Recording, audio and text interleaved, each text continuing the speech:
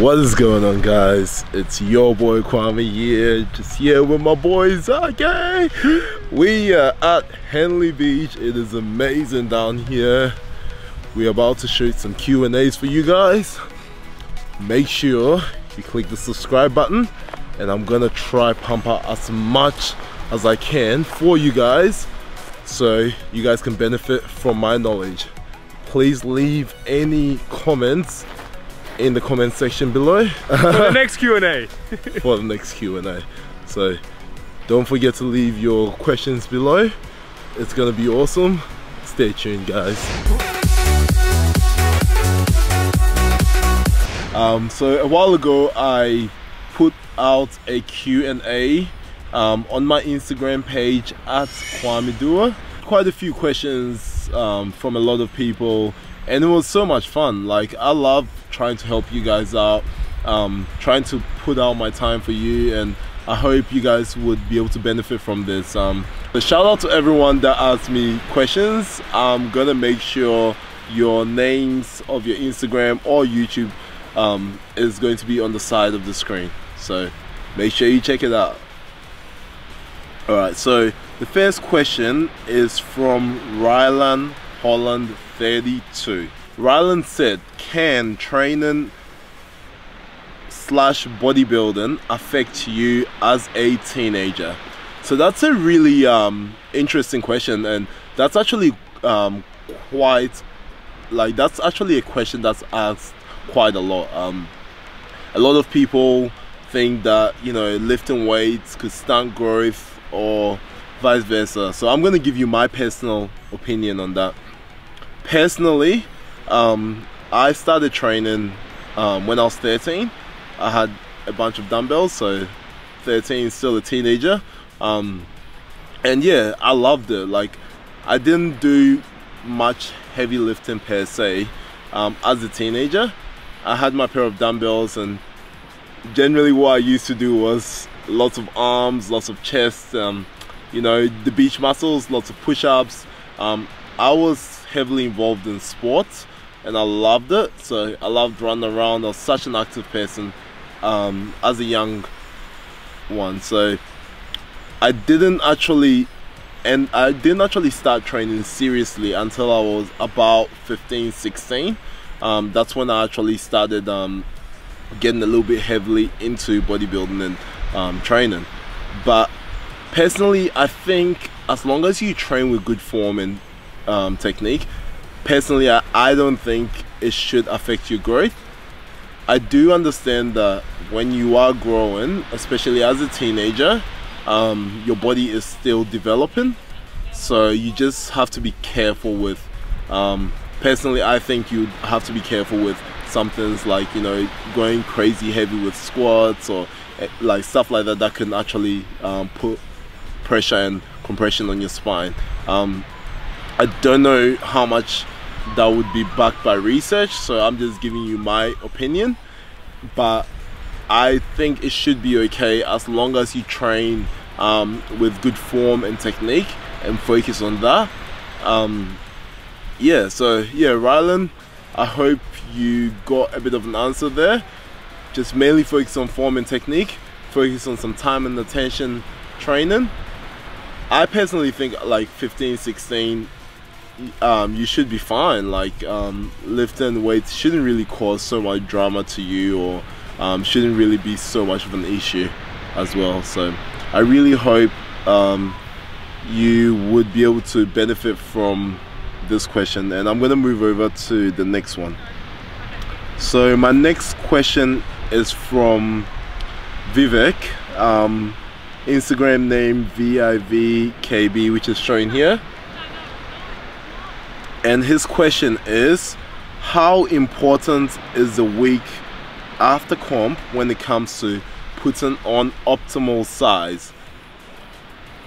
Another really personal question, and I'm going to answer from a personal perspective. In my opinion, the week after comp, 3 weeks after comp, 2 weeks after comp, those are the times I actually enjoy training the most. I know quite a few people might take time off, I actually love training. Generally, from a mental point of view, I'm always leaner. The extra calories fills me up. I look better. From a physical point of view, you always look better. So sometimes you almost feel like you've actually made some gains. I don't know how much that is scientifically, if you actually put on muscle faster, but definitely I reckon after being in depletion for such a long time, your body would definitely benefit from those extra calories. So Vivek, I'm going to have to go and say with I would say it's really important to train the week after comp and yeah, keep your training really well. Now also bear in mind that sometimes some people reduce their intensity of training, or let's say the weight they're lifting when it's getting closer to the end of comp. So I would say if you're one of those people that reduces your weights, just ease up into it. Don't go straight to what you used to lift before in your off season, because you're probably not going to be as strong. You might be depleted of water, and you know dehydration and strength have a correlation. So if you are dehydrated, you lose quite a bit of strength. So just make sure you stay hydrated. Take really good care of yourself when you're training. Be careful, but there's nothing stopping you really from keeping the intensity up. So again, that's my opinion. So our next question is from Alonso 89. So Alonso 89. Sorry, I'm reading straight from Instagram, as you can see here. So forgive me if I mention anyone's name or their Instagram name wrongly. I work out before bed because I have a rough work schedule. What is a good pre-workout snack and post-workout meal for the night owls like me? So basically he's asking, he's saying that he trains usually before he goes to bed, and he's got quite a tight work schedule. So what is a good pre-workout snack and post-workout meal for night owls like him? So generally when it comes to, like, you know, because he's looking for a snack, so a pre-workout snack, I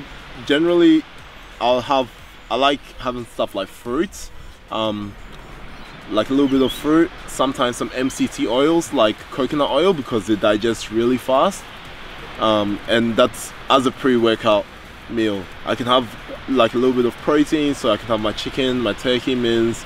I probably wouldn't have too much protein just before I train.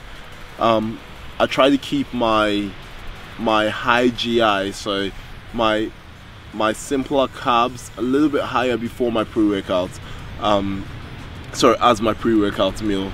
Some people do otherwise. There's so many different ways to structure your workout or your nutrition, so as long as you do have great results and it's backed up by science, then I feel like you should be able to, and you actually benefit from it and feel good, I feel like you should stick to that. So generally I would prefer like an MCT oil, like coconut oil. I'll have some simpler carbs, so I could have some fruits, I could have some meat, or I could even have a protein shake as a pre-workout meal before I train, even though it's at night. Okay, I usually would not have much caffeine if I'm going to be training at night. I'll try and avoid that at all costs, because that's going to keep me up. I also try to avoid foods like cheese, because it contains neuropinephrine, which will probably keep you up. As a post-workout meal, I would have something like turkey. Turkey's got some good oils in there. It's also got tryptophan, which is actually helps a lot with sleep. So that's something I feel like it will be good to incorporate into your meal before bed. I have some nuts as well, some good oils.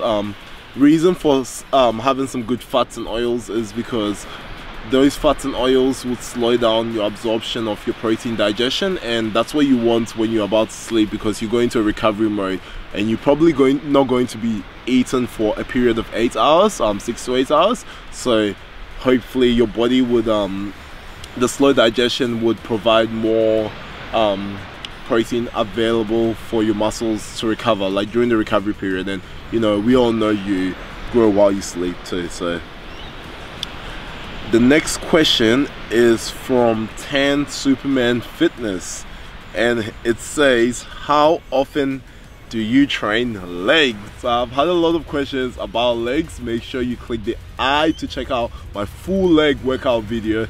You guys are gonna love it. It's intense, it's good, so much for you guys to learn from, and yeah, looking forward to you guys checking it out and giving me feedback onto it.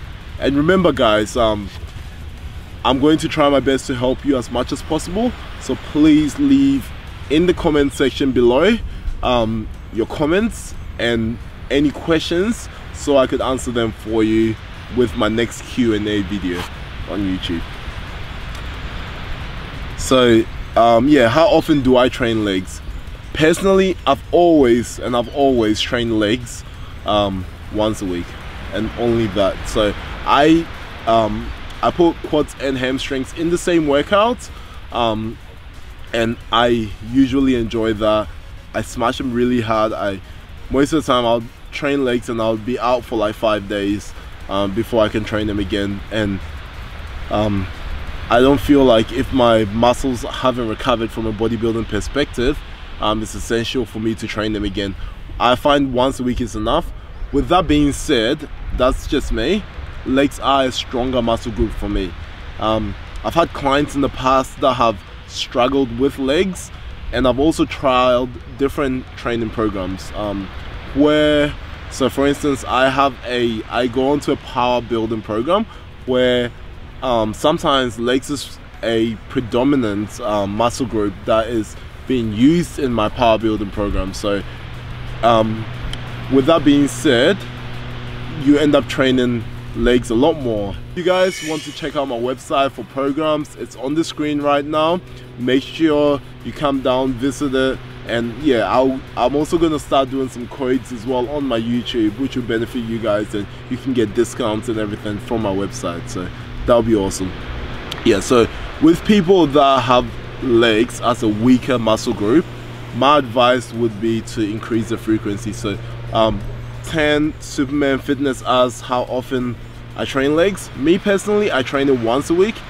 However, if legs is something you want to prioritize to grow, and it's not a stronger muscle group, because my legs are a stronger muscle group for me, so what you want to do in this sense is you want to increase the frequency. Now this is where training quads separately and hamstring separately could be beneficial, or increasing for instance, what I used to give to some of my clients was I used to get them to do a certain amount of leg extensions every day or every second day, or do some squats. Nothing too crazy, just to increase the frequency, to keep the blood in there, to keep recovery going, and we actually managed to get quite a bit of results from that. So that's something you can definitely try. So the next question is from Andy TU, and it's, if eating in a surplus and doing HIITs such as sprints, will that affect fat loss at all? So yes, in my opinion, yes, but also depends how long you are doing your sprints or HIIT sessions for, because at the end of the day your body works in an energy in, energy out. So doing sprints and HIIT sessions would speed up your metabolism. So your metabolism, your estimated energy requirements for the day now actually increases. So you might be calculating for your basal metabolic rate, then your estimated energy requirement, which is basically how much you need in a day to just maintain. That's including your how much physical activity you're doing in a day.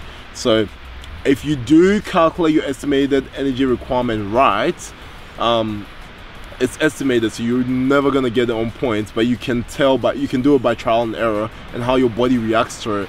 But if you do calculate that right, those added sprints and stuff like that, which will speed up your metabolism, if you were eating in surplus to cater for that, so if you were having the same amount that your body needs for fuel for the whole day, then you're not going to get any change.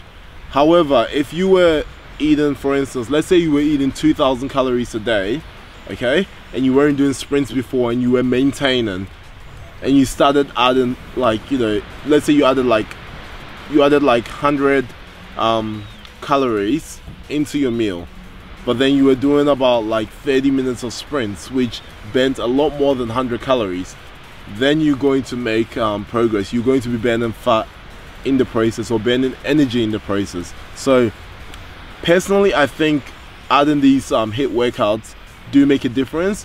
Another thing that it could do is it could help you also lose excess water that your body could be holding on to, so it just keep you nice and tighter. So it could also make you appear that you are leaner or looking leaner, but at the end of the day, your basal metabolic rate, or your metabolism, is going to be sped up anyway, which is going to induce fat burning. So I hope this helps you, Andy, too. I would say definitely incorporate some HIIT training if you want to be able to eat in surplus. And to be honest, guys, I would rather incorporate some extra cardio or HIIT training rather than drop my calories. I find that a lot more effective, and I find that like your body can actually perform so much better. Your food is your fuel. So definitely one thing I would 100% and always say is try to always keep your metabolism decently high. If there's anything you can do to help boost up your metabolism, try to keep it high. And some people might think it's a curse, or find their curse because they have like crazy fast metabolisms. I think it's a blessing. I'd rather eat as much as I can and eat whatever I want than have to restrict what I eat. So that's my personal opinion. And I love some KFC as well. You gotta love the KFC. Save all those calories for KFC. So back on track. This one here is from Wesley James Fitness, and it says, how many do you track calories / macros? If so, how many calories do you eat, and what are your macros for bulking? So basically, right now I'm off season. I'm eating about 4,000 calories, so quite a decent amount. My calories are quite flexible. I do track my macros sometimes. I don't always track my macros. I do an estimate of tracking my macros as well. So basically, cause like when I'm off season, I don't usually weigh my food as much unless I have little goals I just want to achieve, which I do set for off season as well. But for instance, if I have a photo shoot coming up or something like that, I still stay in decent condition all year round. But one that I have to be get a little bit more leaner than I should in my off season, then I start tracking my macros, and yeah, I tend to that. But with that being said, I try to eat in caloric surplus. I go by and I always have an estimate, so I always have an idea what I'm eating, an idea what my macros are. I just don't track them to the T. So which I just find is relaxing for me mentally, because I normally go do about 6 months prep, and that's such a long time for my body to be for me to be alert, thinking about all my calories.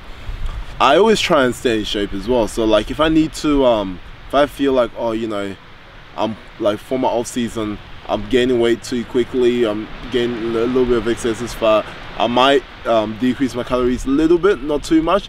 But usually I'll go for the first alternative, which is might increase my cardio instead, or even increase the intensity of my training, or change the style of my training. So that's one thing. So how many calories do you eat? So I've answered that. yeah, so that's the thing, and it all depends on, like, you know, everyone is different. So like the amount of calories I'll eat will be different to you, will be different to someone else, and that's another thing that I hope like everyone can like pick and understand, because like a diet that works for me would not work for you, or vice versa, or for your friend, or could work for you if we're about same body stature, or you know, but it's just like there's a lot that comes into play, like your metabolism, your muscle mass, your weight, height, your gender, you know, so there's a lot that comes into play when talking about that. So I do custom meal plans as well on my website, just on the screen, so definitely check it out, hit me up, and I'll be more than happy to help you out with yours. So yeah, I hope that answered your question as well. So the next question is from Bilson Gargula. Whilst cutting, what is the approximate optimum intake of macronutrients, and what is the split into carbs, proteins and fats? So that's an interesting question, but that's a little bit more in depth. I'll try and simplify it as much as possible. So what is my intake of macronutrients? So my proteins, carbs and fats. Bilson wants to know the exact. It all depends. So I haven't actually done a full like a bodybuilding, like a full bodybuilding prep for 2 years, because I haven't competed for 2 years. So I haven't really had to lean down so much. I try to stay in like a decent shape. I'm not gonna say this is like the best shape, but it's a decent shape all year round. So you know, if a photo shoot or something comes up, I can go straight into it and, you know, try my best to, you know, get ready for it and make it easier. But normally, usually I start with higher carbs. So normally my macros are usually 50 carbs, 30 protein and 20 fats. So my macros are exactly what I said again. Like, you know, while my diet goes, like while I go through my process of cutting or shredding or leaning up, my macros change along the way. So my carbs could increase, my proteins could increase, and that's all dependent on how I'm going. I do have a structure in which I usually follow, but I don't always follow the same thing. Something could always change depending on how my body reacts to it. Is how I actually, and that's what I follow. So I always start again with a higher carb, but some end up with a lower carb at the end and get into a ketosis diet, but that's usually the end. But sometimes that's not the case. Sometimes I could end up full, I could end up out of schedule and actually end up putting my carbs up again. So it really depends on the individual and how they're going. And like I said before, it's on the screen. I do custom meal plans, so feel free, even message me and I can tell you or give you more information about it. So what the next question is from Jakey, and it says, what would you say is the best way to increase your squats weight? So another question about legs. Really good one. My answer to you, Jakey, is definitely programming. Programming is the best thing that you could do for increasing your squats. Quick example would be I'll start off doing a higher rep range. So for instance, I could be doing 10 sets of 10 reps, and I'll week by week I'll drop my rep range. So I could go in 10, then the next 2 weeks will be 8, next 2 weeks will be 6, next week will be 3. But what I'm also doing as well is I'm also increasing the weights slowly as the weeks go by too. So every week the weight increases, so that could also help you as well. Like I said, feel free to contact me and I'll help you. The next question is from Duah, none other than my brother, and his question is, what tanning lotion do you use? Bro. That's epic.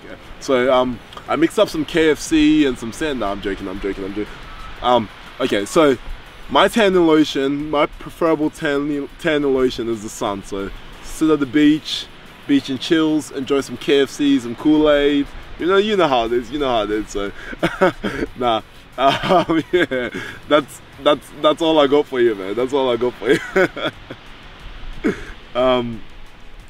The next question is from Samuel Dixon, so Sam Dix 819, my boy from Musclemania.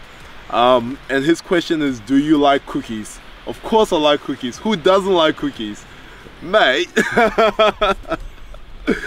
Yeah, so Sam's a pro bodybuilder as well, and competes in the Musclemania. So yeah, I'll see you on stage this year, mate. You ready? I'll bring you some cookies as well. The next question is from Adam G, which is right up. Is a simple calories in versus calories out a good enough strategy, similar to if you fit your macros?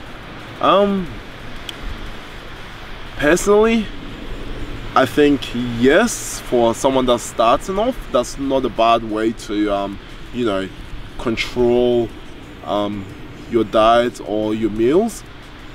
I think people can also benefit from you know, knowing a little bit more about the benefits of the nutrients that your body gets while you eat certain foods, like your whole foods, how it affects your digestion and stuff like that. So if you had the equivalence of rice or a chocolate bar, you know, the nutrient density in those two things are going to be different, and you know,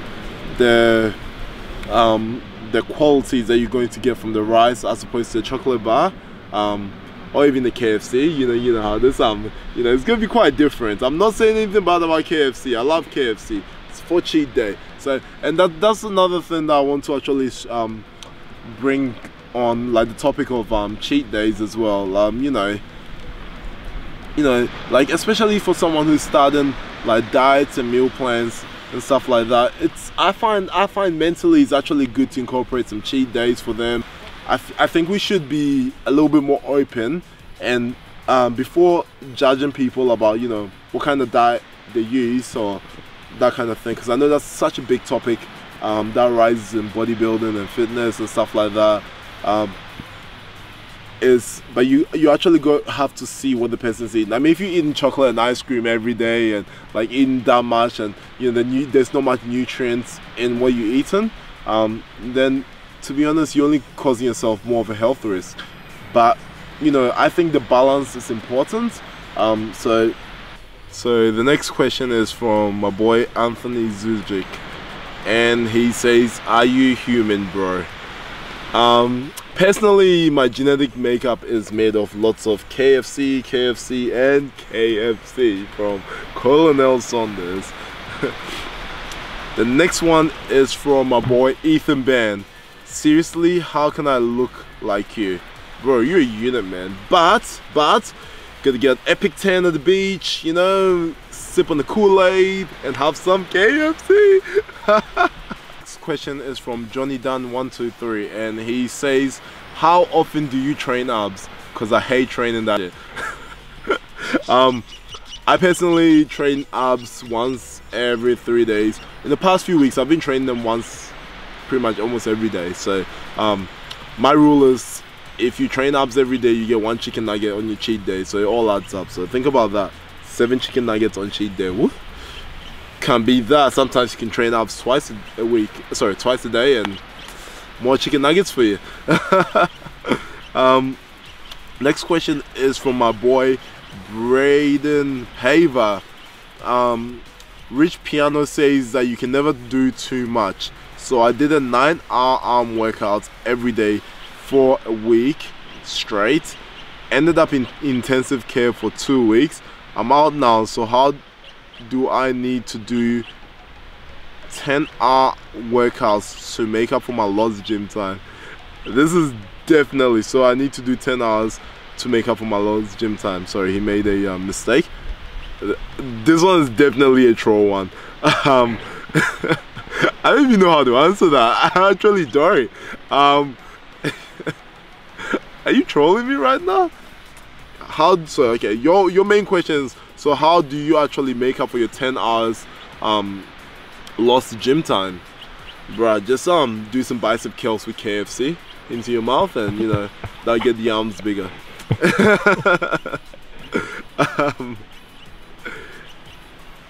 Our rest day is important, definitely. Definitely, I find rest days are one of the most important things. Sometimes I'm guilty of not taking any rest days because I enjoy training that much. Sometimes I have to force myself to take rest days. But I personally think rest days are important.